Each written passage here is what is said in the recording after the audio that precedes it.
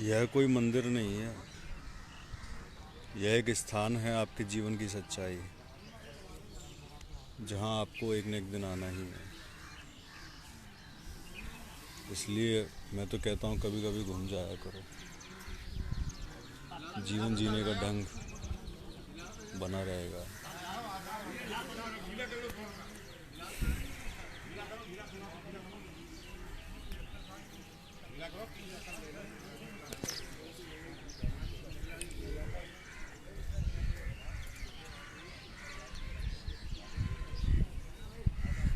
जीवन इतना भी मुश्किल नहीं जितना कि हम देखते हैं। जीवन इतना कठिन भी नहीं जितना हमने महसूस किया। ये तो समाज की दी हुई एक विचारधारा है जिसने जीवन को इतना कठिन बना दिया।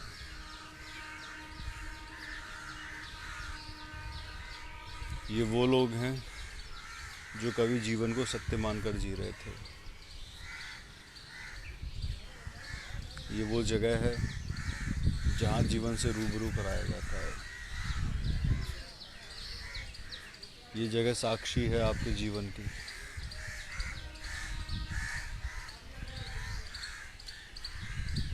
बहुत आसान है जीवन को सामाजिक रूप से जी लेना। बहुत आसान है जीवन जैसा जीना चाहता है वैसा जी लेना। पर बहुत मुश्किल है जीवन को उस तरह से जीना जो सत्यता पर आधारित हो।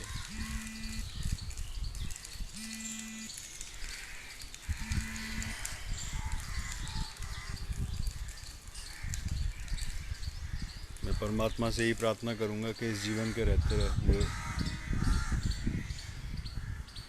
आप अपने आप को जाना समझें।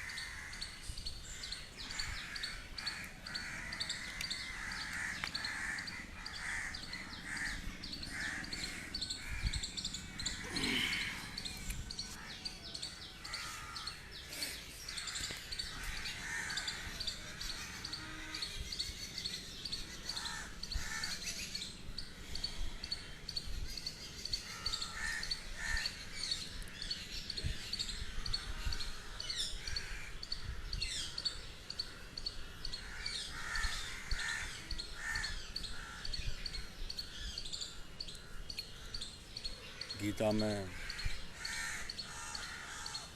700 श्लोक हैं। एक बार धृतराष्ट्र ने बोला, 40 बार संजय ने बोला, 84 बार अर्जुन ने बोला और 575 बार भगवान श्री कृष्ण ने बोला। कुछ देर के लिए ही बोला, लेकिन जितना बोला, आज 5200 साल हो गए, आज भी वो शब्द, वो हकीकत हमारे जीवन पर एक छाप छोड़ती है। परंतु मृत्यु एक ऐसा उत्सव है जो जन्म जन्मांतरों से चला आ रहा है। आज हम उत्सव को मनाते हैं, किसी न किसी रूप में हमारे अपने उस उत्सव को मनवाते हैं हमसे। गीता का एक श्लोक है, नैनम छिदन्ति शस्त्राणि नैनम दहति पावका न चैनम क्लेन्द्रियंतापो न शोषयति मारुता। उस आत्मा को न कोई पिघला सकता, न गला सकता, न सुखा सकता, न अस्त्र शस्त्र उसे काट सकते। बहुत आसान होता है अपने आप को किसी गोत्र तक में बांधकर सीमित होते हुए देखना। बहुत आसान होता है अपने आप को जातिवाद में, पंथवाद में, संप्रदायवाद में बांधते हुए देखना। थोड़ा मुश्किल होता है अपने आप को हिंदू और मुस्लिम से अलग हटकर देख पाना। और बहुत मुश्किल होता है अपने आप को एक इंसान के रूप में देख पाना। और उससे भी ज़्यादा मुश्किल होता है अपने आप को आत्मा के रूप में देख पाना। हम हमने मुश्किल काम करना छोड़ दिए, इसलिए शायद आसान से आसान काम भी हमें मुश्किल नज़र आते हैं।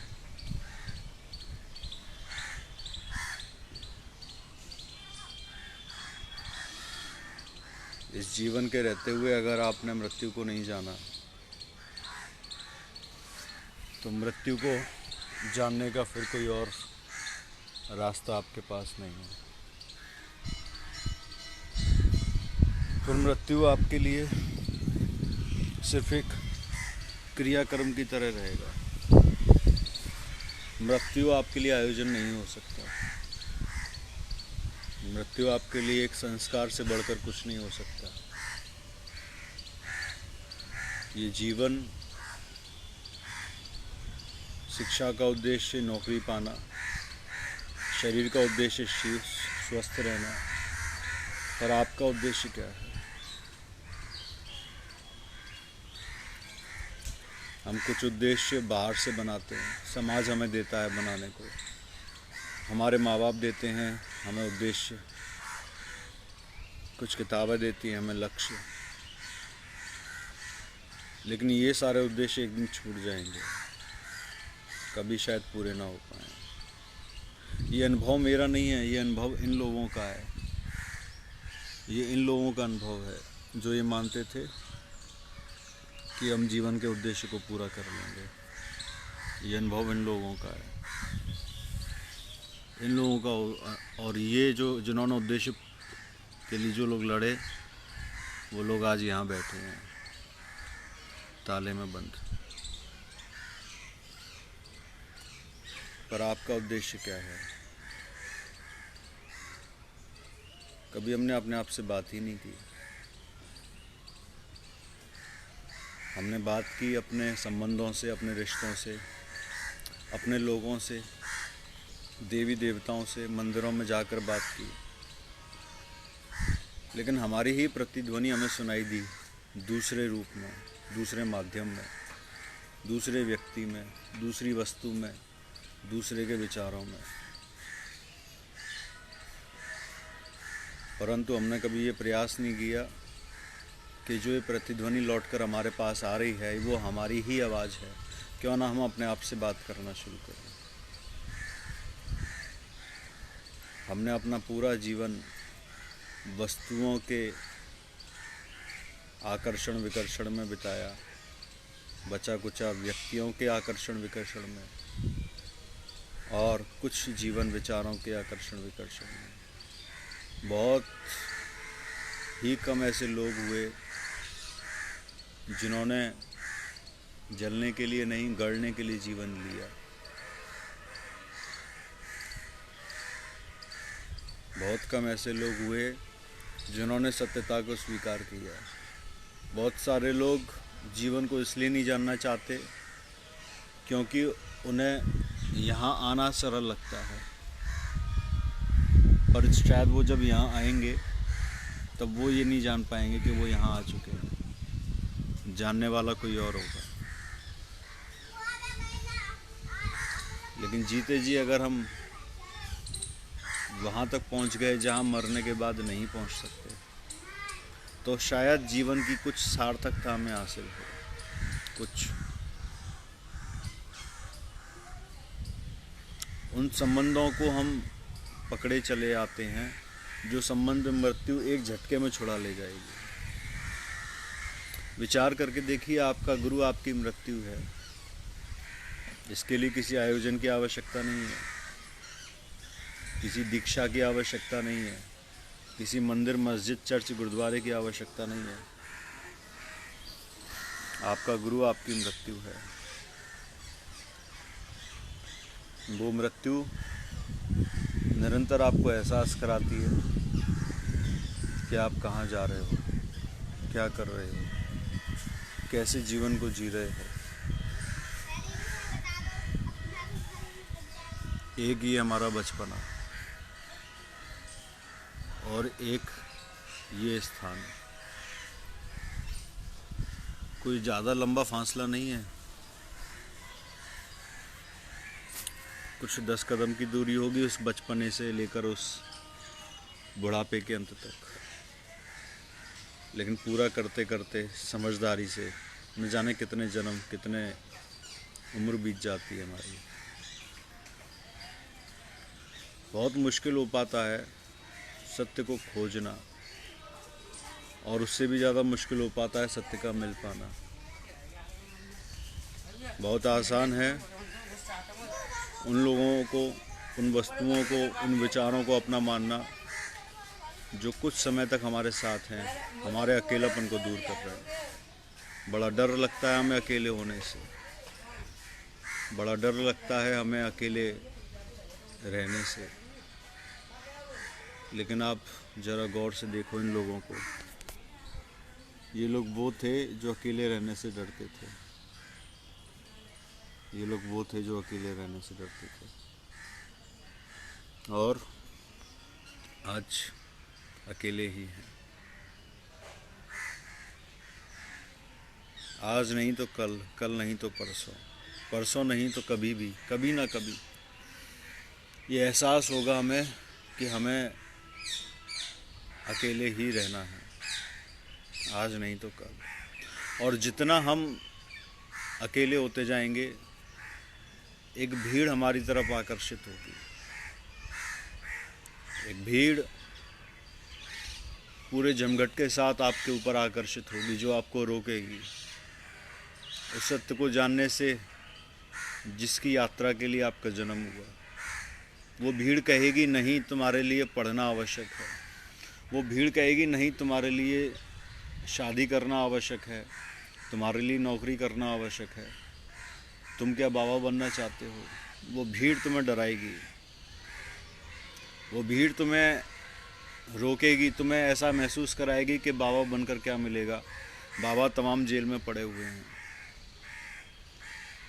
क्योंकि भीड़ को केवल वही दिखता है जो समाज में बना हुआ है।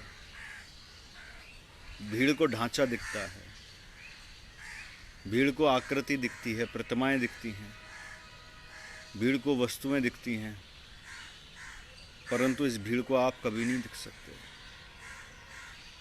भीड़ आपको तो देख लेगी पर आप में नहीं देख पाएगी, और आप अपने अंदर हैं ना कि अपने बाहर। भीड़ बाहर की यात्रा कराती है। बहुत मुश्किल है इस बात को स्वीकार करना कि मैं भीड़ से अलग हूँ, और उससे भी ज़्यादा मुश्किल है इस बात को स्वीकार करना कि जो मेरे आसपास है वो सिर्फ मान्यताओं से बना हुआ एक तंत्र है।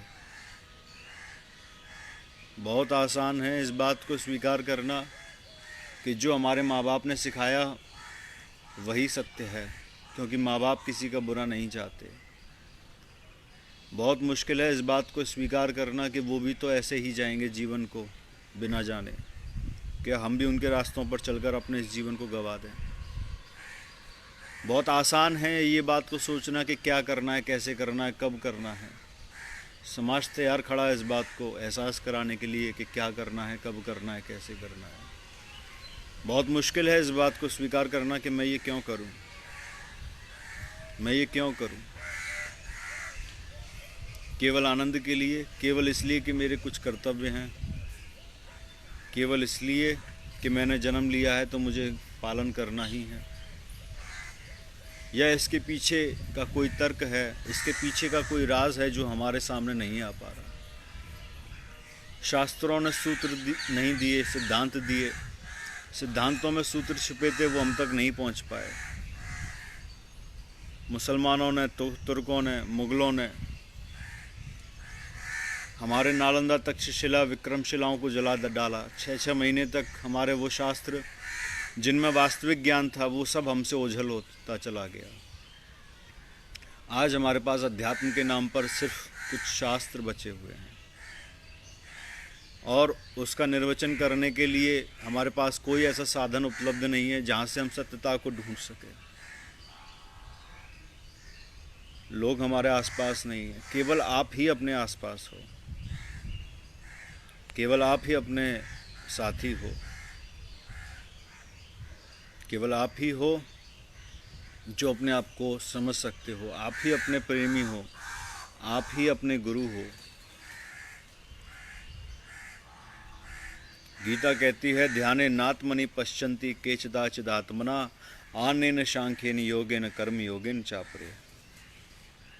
ऐसे कितने ही लोग मुझे देखते हैं, मुझे भजते हैं, मुझे सुनते हैं, मुझे जपते हैं। ध्यान योग, कर्म योग, ज्ञान योग, कर्म सांख्य योग, शब्दानुसंधान योग, निष्काम कर्म योग, पर मुझे वही पाता है जो मुझे मेरे लिए तड़पता है, मुझसे मुझी को गुनगुनाता है।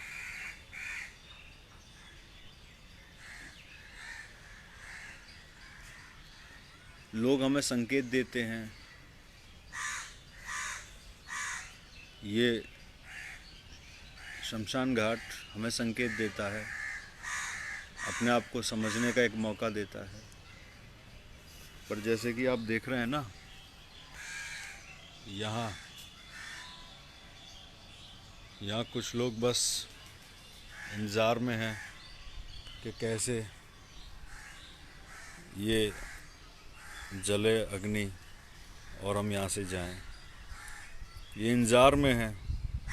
जैसे एक टहनी पर कई सारे पक्षी बैठे होते हैं, ऐसी ये पूरी एक टहनी है जिस पे कई सारे पक्षी बैठे हैं और इस इंतज़ार में है कि ये अग्नि का धुआं कब आग में बदले और कब ये राख राख हो जाए।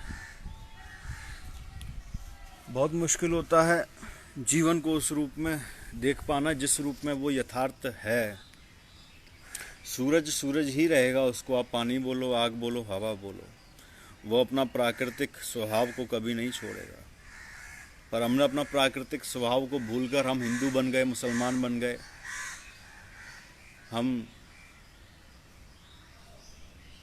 कुछ ना कुछ बनते ही चले आए। स्त्री बन गए, पुरुष बन गए, गोत्र हमारे आ गए, जातियाँ हमारी आ गईं, वर्ण आ गए, संप्रदाय आ गए, पंथ आ गए। न जाने हम कितनी बार बने, कितनी बार बिगड़े। जब ये शरीर एक जैसा नहीं रहता, ये बदलता है, तो हमारा जो भौतिक स्वभाव है वो कैसे एक जैसा टिका रह सकता है। फिर भी हम अपने आप को न जाने किस किस रूप में ढालते हैं, बांधते हैं, देखते हैं, समझते हैं। ये सारी बातें मैं आपको इसलिए नहीं बता रहा हूँ, इसलिए नहीं कह रहा कि आप आओ और यहाँ की यात्रा करो। ये सिर्फ बातें मैं आपसे इसलिए कह रहा हूँ कि एक प्रश्न अपने आप से करो कि क्या वाकई वो जीवन सच है जो हम अनजाने में जीते चले आ रहे हैं। क्या जीवन वाकई सच वो है जो हमें दिखाया जा रहा है, या सत्य है कुछ इसके परे, इसके अलग, इसके विपरीत, जो हमें दिखाई नहीं दे रहा, जो हमें दिखाया नहीं जा रहा। क्या सत्य वही है जो आजकल गुरु हमें बता रहे हैं? क्या सत्य वही है जो आजकल हम पढ़ रहे हैं, सुन रहे हैं, देख रहे हैं? या सत्य है इसके कुछ परे, इससे कुछ अलग, जो बोलने सुनने में नहीं आ पा रहा और हम खामखा उसे परिभाषित करे चले आ रहे हैं? उत्तरों को मत खोजो, प्रश्नों को अंगीकार करो। ये प्रश्न आपको चैन से बैठने नहीं देंगे, ये यात्रा कराएंगे आपको न जाने कहाँ कहाँ की। प्रश्नों से प्रेम करो, और ये प्रश्न ही हैं जो कहीं ना कहीं आपको किसी न किसी रूप में जीने के लिए प्रेरित करेंगे। बहुत मुश्किल होता है जीवन को उस रूप में देखना जिस रूप में जीवन है, वरना ये आपका इंतज़ार कर रहे हैं। ये 2 फुट चौड़ा 6 फुट लंबा केस जो है आपका इंतज़ार कर रहा है, और जो महाराज जिसको चला रहे हैं ये खुद नहीं जानते कि ये प्रक्रिया क्या है, लेकिन इसी को जीते चले आ रहे हैं। जैसे हम नहीं जानते कि करंट क्या है, लेकिन हम करंट का इस्तेमाल कर सकते हैं। उससे खाना भी पका सकते हैं, उससे इंसान को भी पका सकते हैं, और उससे बल्ब भी चला सकते हैं, पंखा भी चला सकते हैं। ऐसे हमने जीवन को तो जाना नहीं, लेकिन उसका इस्तेमाल करना हमने सीख लिया। लेकिन फिर भी आपके पास एक मौका है जीवन को समझने का, उसको जानने का। मौके बहुत कम आते हैं ऐसे, जहाँ आप अपने आप को जान सको, समझ सको, अपने आप को देख सको। बहुत कम मौके आते हैं ऐसे, और बहुत मौके ऐसे आते हैं जहाँ सिर्फ आपको मृत्यु दिखती है, सिर्फ मृत्यु। मृत्यु को हम इसलिए नहीं समझ पाते क्योंकि हमारे आसपास ऐसे बहुत सारे लोग हैं जो जीवन को जी रहे हैं, या कह लो कि काट रहे हैं। मरने वाले इक्का दुक्का में मिल जाते हैं, साल में, महीने में, पर जीने वाले बहुत सारे लोग हैं। इसलिए हमारे को जीवन की ज़्यादा आस है, मरने की शायद कम। लेकिन आप माहौल इस तरह का हो चुका है कि लोग रोज़ाना मर रहे हैं। आप केरल की बाढ़ देख लीजिए, आप सीरिया, ईरान, अफ़गानिस्तान में लोग रोज़ मर रहे हैं, सैकड़ों की तादाद में मर रहे हैं। फिर भी मृत्यु का बोध नहीं हो पा रहा, क्योंकि मृत्यु को अगर आप एक घटना मानकर देख लोगे तो शायद हो सकता है आप उससे वैराग्य न ले पाओ। लेकिन मृत्यु को आप ये मानकर स्वीकार करोगे कि मैं भी कभी इस दौर से गुजरूंगा, तब मेरा क्या होगा, तो शायद भगवान बुद्ध की तरह आपके अंदर भी एक चेतना जागृत हो, एक प्रश्न खड़ा हो। लेकिन इस बात से मत घबराइएगा कि कहीं बुद्ध की तरह आप अपना घर तो नहीं छोड़ देंगे। बुद्ध के समय हालात बहुत ही ज़्यादा सत्य के अभाव में थे। बुद्ध के समय परिस्थितियां बहुत ही अलग थीं। आज वो परिस्थितियां वैसी नहीं हैं। आज आपको कुछ छोड़ने की आवश्यकता नहीं है, कुछ पकड़ने बदलने की आवश्यकता नहीं है। आज आवश्यकता है इस बात की कि वो ताला कैसे खुले। और यकीन मानिए, अगर प्रश्नों का आपने साथ लिया और उत्तर की खोज नहीं की, अपने आसपास कोई भी ऐसा माहौल आपने तैयार नहीं किया जो उत्तर की खोज करता है, तो एक न एक दिन उत्तर आपके अंदर से ही प्रकट होगा। और आप अगर घबराए, बड़बड़ाए और प्रश्नों को आप झेल नहीं पाए, तो ये प्रश्न आपको किसी आश्रम में, आपको किसी मंदिर में, आपको किसी पंथ संप्रदाय में लाकर खड़ा कर देगा।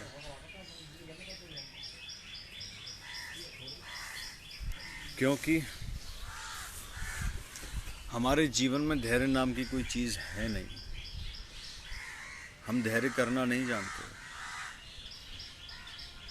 बचपन से हमने पढ़ा कि आत्मा क्या है, तो बस हाँ पता चल गया कि हाँ आत्मा हृदय में बसती है, बस इससे ज़्यादा कुछ नहीं।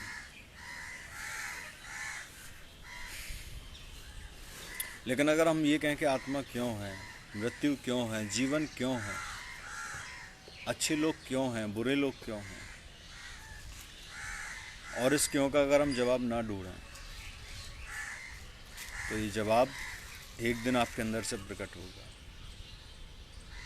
यकीन मानिए, आपके अंदर से एक दिन प्रकट होगा। अगर भरोसा हो तो, अगर इंतज़ार हो तो अपने आप पे भरोसा करना सीखिए, अपने शरीर पर नहीं। ये तो आपको धोखा दे देगा। ये वो लोग हैं जिन्होंने अपने शरीर पर भरोसा किया, और ऐसे तमाम हैं। शरीर पर नहीं, अपने आप पर भरोसा करना सीखिए। इसके लिए आपको अपने आप की खोज करनी पड़ेगी, और ये खोज बाहर की नहीं, भीतर की है। जिस दिन आपकी खोज शुरू होगी, यकीन मानिए शायद आप समझ पाएँ, जिस दिन आपकी खोज शुरू होगी उस दिन आपको यहाँ नहीं आना पड़ेगा। यहाँ नहीं आना पड़ेगा जिस दिन आपकी खोज शुरू हुई।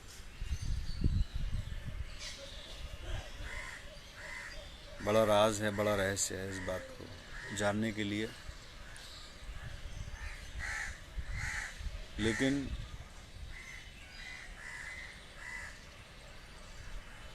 जीवन आपको अवसर देता है। ये देख रहे हैं ना आप पीपल का पेड़, इसमें प्राणवायु बहुत तेज होती है, मनुष्य से ज़्यादा इसमें प्राणवायु होती है। 52 गुणसूत्र होते हैं पेड़ में। ये पेड़ 24 घंटे ऑक्सीजन तो देता ही है, पर आपकी प्राणवायु को भी तेज कर देता है। इसके पत्ते जो है ना, हार्ट जैसे पत्ते, हृदय जैसे, इसको पानी में, इसको पीस कर पानी में इसका काढ़ा बनाकर पीने से हृदय के रोग नष्ट हो जाते हैं। लेकिन इस पीपल के पेड़ की एक खासियत और है, यह आपको हृदय से जीना सिखाता है। हमने मस्तिष्क से जीना बहुत सीख लिया। शायद समाज में इतना ज़्यादा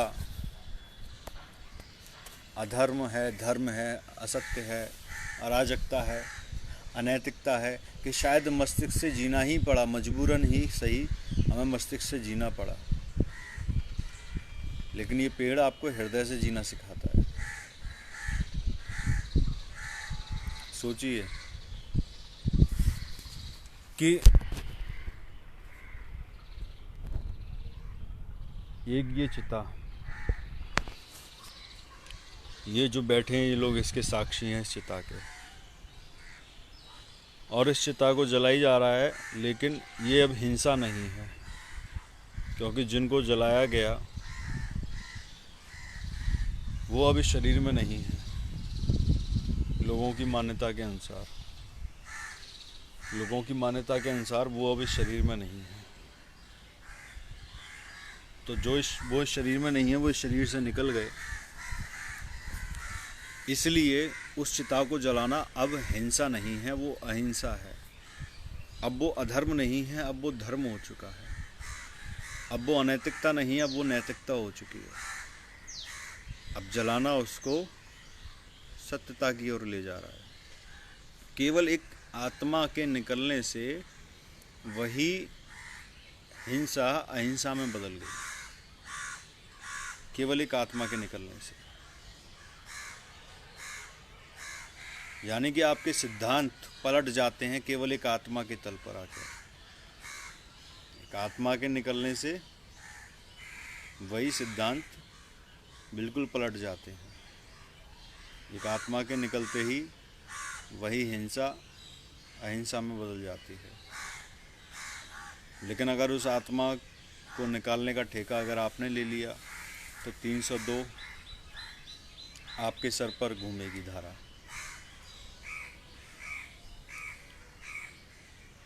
और 7 साल की सजा या उम्र कैद भी हो सकती है, केवल एक आत्मा के तल पर। यानी आत्मा को अगर आपने निकाला तो आप जीव हत्या के दोषी पाए जाएंगे, और वो आत्मा स्वयं निकल गई तो आपके द्वारा की गई क्रूरता, आपके द्वारा की गई हिंसा अहिंसा में बदल जाती है। यहाँ केवल सवाल भाव का नहीं है, यहाँ सवाल क्रिया का भी है। जीते जी जलाना और मरने के बाद जलाना। यानी कि जो सिद्धांत हमने बनाए गढ़े, वो केवल आत्मा के निकलने से झूठे साबित हो गए। इसलिए जो हम इस जीवन के रहते हुए सिद्धांत गढ़ते हैं, वो इस जीवन के जाते ही सब सिद्धांत झूठे हो जाते हैं। तो क्यों ना अभी से उन सिद्धांतों पर गौर किया जाए कि जो आप जी रहे हो जीवन, क्या उसमें वास्तविकता है या नहीं।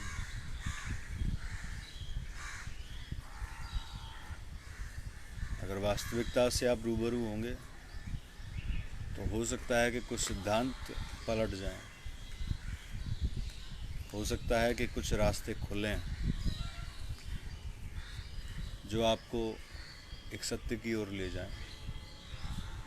कैसे खुलेंगे, कब खुलेंगे, इसका जवाब मेरे पास नहीं।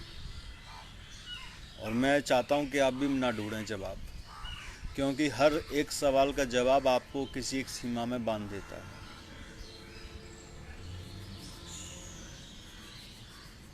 लेकिन जब आप छोड़ने की, त्याग करने की प्रक्रिया को अपने स्वभाव में डाल चुके होते हैं, तब कोई सवाल आपको बांध नहीं पाता। कोई विषय, कोई विचार, कोई परिभाषाएं, किसी विचार में आपको बांधने की सामर्थ्य नहीं है। बस सवालों को अंगीकार करना सीखिए, प्रश्नों को। क्यों ये जीवन, क्यों? क्या हम उन 32 लाख शुक्राणु में से हम ही ज़्यादा सर्वश्रेष्ठ थे जो इस दुनिया में आए, या फिर हमारे आने का कोई और कारण है जो हमें समाज नहीं दे सका? अगर समाज के पास सत्यता होती तो शायद समाज में इतनी अराजकता नहीं होती। पूरे भारत के संविधान में आईपीसी, सीआरपीसी और जितने भी अधिनियम हैं, सबकी धाराओं को मिलाया जाए तो 10 से 12 हज़ार धाराएं हैं पूरे भारत के संविधान में।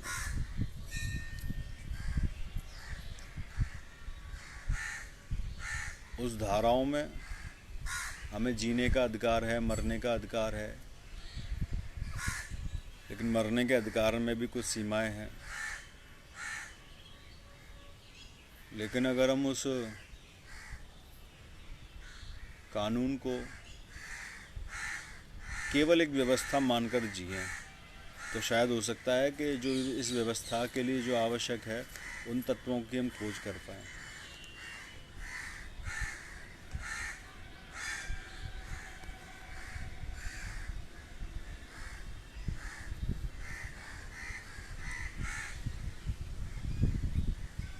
एक इंसान एक दिन में 62,000 बार सोचता है। 18 वोल्ट की एक इंसान एक दिन में बिजली बनाता है। सोचिए, 62,000 बार सोचता है एक इंसान एक दिन में। और आप सोचें कि आपका जीवन नहीं, ये ब्लड सर्कुलेशन से आपका जीवन चल रहा है, रक्त के उत्सर्जन क्रिया से आपका जीवन चल रहा है, तो शायद आपको एक बार फिर से सोचना चाहिए कि क्या ये सच है।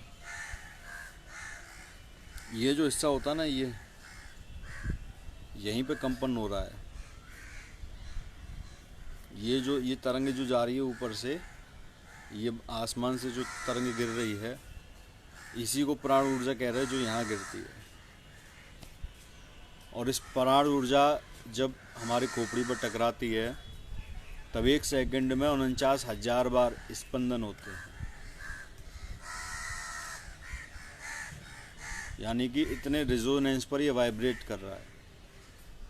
और उससे जो हमारे मस्तिष्क में तरंगें क्रिएट होती हैं, वो हैं 96 करोड़ तरंगें हमारे न्यूरॉन्स में क्रिएट होती हैं। ये जो बालों की जड़ है, जो इन्हीं तरंगों के क्रिएट होने से 1400 तरंगों से एक विचार बनता है। इस तरह से एक इंसान पूरे जीवन में अरबों बार सोचता है, लेकिन एक दिन में 62,000 बार सोचता है। इन्हीं प्राणों के स्पंदन से हम सांस लेते हैं। एक दिन में 1 मिनट में 15 से 21 बार, और पूरे दिन में 2160 बार सांस लेते हैं। सोचिए, और ये गिनती की सांसें हैं। आप सोचिए, अब इस मेले में आप आए हैं, आपके हाथ में एक अटैची है। इस अटैची में आपके पास पुरुषार्थ है, इसी अटैची में आपका प्रारब्ध है, आपके पास कर्म है। अब इस ज़िंदगी के मेले में आप उस अटैची को बंद करे घूम लो, या कुछ खरीदना है कुछ खरीद लो, या कुछ छोड़ना है छोड़ दो। अटैची को साथ लेके मत जाना। जीवन को ऐसा जीना कि आपके हाथ में कुछ भी साथ ना रह जाए, आपके पास कोई भी ऐसी किताब ना रह जाए जिसे पढ़ने के लिए कोई फिर से जन्म ले। ऐसा मत जीना जीवन को। फिर चाहे आप रिश्तों को देखो, आप अपनों को देखो, परिवार को देखो, लेकिन कभी जीवन को ऐसा मत छोड़ना। मैं आपको यकीन दिलाता हूँ, प्रारब्ध आपके आड़े नहीं आएगा। आप सोचें कि नहीं, हम चाहते हैं कि ध्यान करें, हम चाहते हैं कि सत्य को स्वीकार करें, पर शायद हमारे घर वाले नहीं मानते, पर शायद हमारे पास इतना समय नहीं क्योंकि हम नौकरी करते हैं, हमारे पास इतना समय नहीं क्योंकि हमारे अपने हमें चैन से बैठने नहीं देते। यकीन मानिए, इन सब का बहाना केवल आप हैं, कोई और है ही नहीं। आपके पास जो चीज़ें उपलब्ध हैं उनको आपने खुद सत्ता दी है, खुद महत्ता दी है, इसलिए वो चीज़ें आपके पास उपलब्ध हैं। आपके आसपास के लोग, आपका समाज, आपके कर्म, ये सब आप ही के द्वारा इकट्ठे किए हुए हैं। और मैं ये नहीं कह रहा हूँ कि उनको छोड़ दो या उनको और पालो, मैं कह रहा हूँ उन्हें समझो, और उसको समझने के लिए उन पर प्रतिक्रिया देने की आवश्यकता नहीं। ये सब तो फूल हैं, ये सब आपके कर्मों के विचारों का प्रतिफल हैं। ये रिश्ते, ये समाज, हमारे पति, हमारे पत्नी, हमारे भाई बहन, हमारे माँ बाप, ये हमारे ही विचारों के प्रतिफल हैं। तो इन फूलों को कुछ नहीं करना, न छेड़ना है न तोड़ना है। जो फूलों को चाहते हैं वो उन्हें तोड़ लेते हैं, और जो फूलों से प्यार करते हैं वो उन्हें पानी देते हैं। मेरा केवल मानना ये है कि आप फूलों से अगर प्यार करते हैं तो जड़ों को पानी दीजिए। आप अगर जीवन से प्यार करते हैं तो अपनी आत्मा को पानी दीजिए, अपनी आत्मा को ज्ञान दीजिए।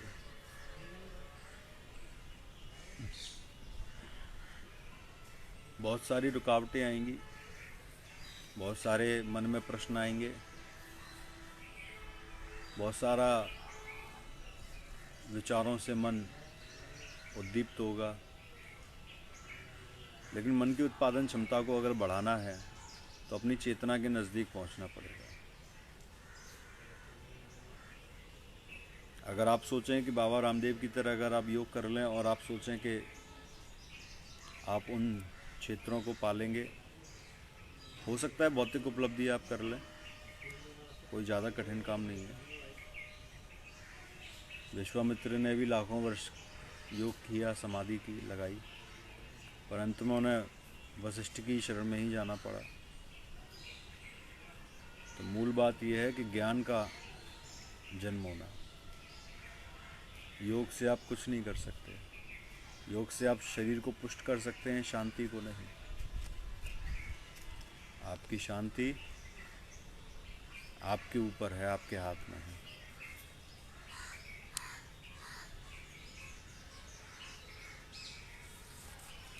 तो बस मेरी बातों को याद रखिएगा कि इस जगह आपको आना है, आज नहीं तो कल।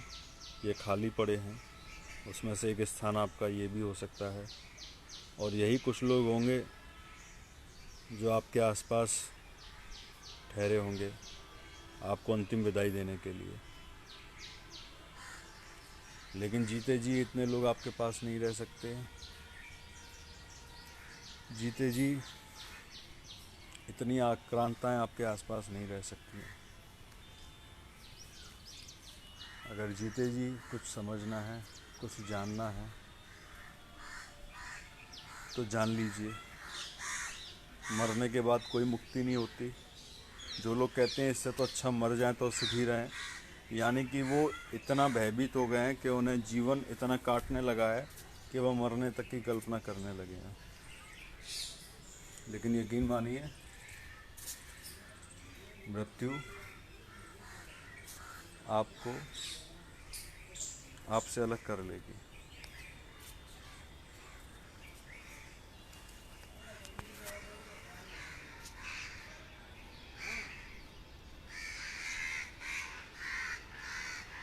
किसी को कोई प्रश्न हो मुझे इनबॉक्स में मैसेज कर सकता है, लेकिन मैं फिर भी यही चाहूँगा, यही प्रार्थना करूँगा कि प्रश्नों को अपने साथ लेके चलो, उत्तर की खोज मत करो।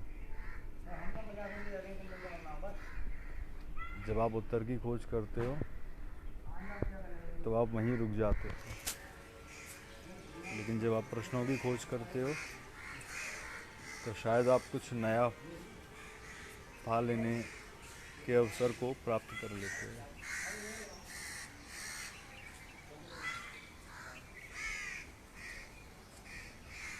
पता है यहाँ पे भीड़ इतनी कम क्यों है? क्योंकि लोग सत्य को स्वीकार नहीं करना चाहते। इतनी गर्मी पड़ रही है, आप दिल्ली के मॉल में जाके देखिए। अभी सावन के सोमवार थे, आप मंदिरों में जाकर देखते। आपने मॉब लिंचिंग नाम की एक बात सुनी होगी जो आजकल बहुत चल रही है। भीड़ तैयार रहती है आपको मारने के लिए, भीड़ तैयार रहती है आपको दबाने के लिए। भीड़ कब आक्रामक हो जाती है कुछ पता नहीं। लेकिन इस भीड़ से अगर पूछा जाए कि आपने कितने लोगों को कंधा दिया, इस भीड़ से पूछा जाए कि आपने मृत्यु को उत्सव की तरह कितना मनाया, इस भीड़ से अगर पूछा जाए कि तुमने सेल्फ रियलाइज किया कि नहीं, who am I consciousness, am I cosmic energy, am I recycle structure of atom, who am I, तो शायद इस भीड़ के पास, भीड़ के कान में जूं तक ना रहेंगे। क्योंकि भीड़ केवल एक चिंगारी की मोहताज होती है। ये भीड़ केवल एक बहाव की मोहताज होती है। ये भीड़ आपकी मोहताज नहीं है। अगर अपने आप को जानना है, समझना है, तो सेल्फ टॉक करना सीखिए। अभी मोदी चल रहा है, कुछ एंटी मोदी चल रहे हैं, कुछ सेक्युलर बात पे चल रहे हैं, कोई कम्युनिज्म पे बात करते हैं, कुछ मॉब लिंचिंग पर बात करते हैं। लोग हर तरह की बात करते हैं दुनिया में। कोई राम की बात कर रहा है, कोई कृष्ण की बात कर रहा है, कोई अल्लाह की बात कर रहा है, कोई जीसस की बात कर रहा है, कोई लाओ त्से की बात कर रहा है,